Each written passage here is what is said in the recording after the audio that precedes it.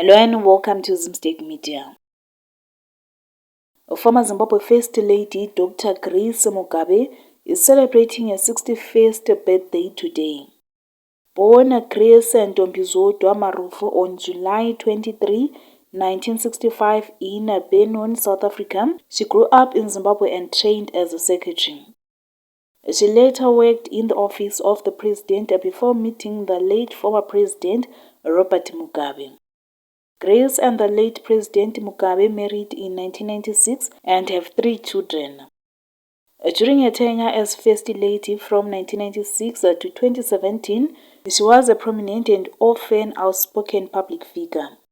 She became active in ZANU-PF politics and led the party's Women's League as secretary.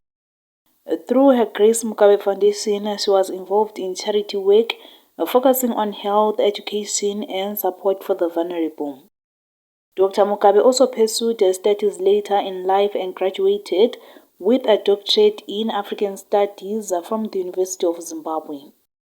Since the passing of former President Mugabe in 2019, she has largely maintained a private life but remains a notable figure in Zimbabwe's political discourse.